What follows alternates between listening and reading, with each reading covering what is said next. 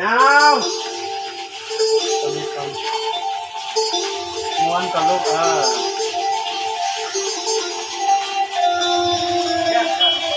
ขยับหน่อยนึงลาฟ้าเสียงล้ำโลทรงไทยที่ออกจากหัวใจของคนไทยที่ต้องเรียวพูดเรียวพี่เด้อหากที่นอนในที่มันกล้องนี้เด้อกล้องนี้เด้อเอาไว้ผู้ใดบ้านอ้าวนะมีโซ่ซ่องเนาะสมศักดิ์แก้วมณีโซ่โอ้ยโตแอนดี้ลงเรื่องหลายๆเนี่ยลันนายาวมาเลยนะ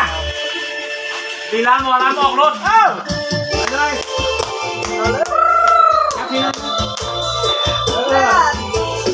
ดีลามาเป็นรอยหมอลำออก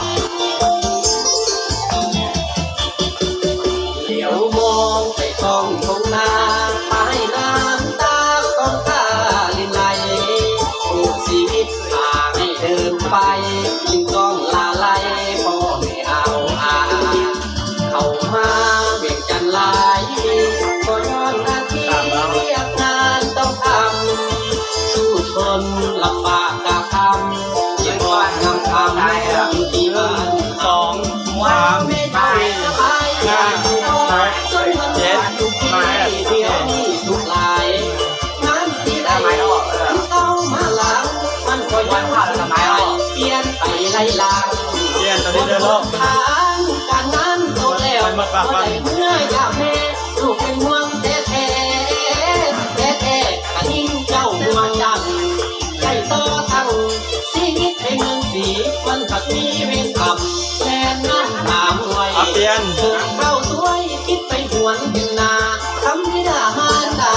ผู้เคยสอนสั่งความห่วงให้ความหลวงคนนั้นตากันยกไก่สงสั่งก็ยังแทนว่าคนด้วยจนว่าสำคัญต้องกัดฟันดันสู้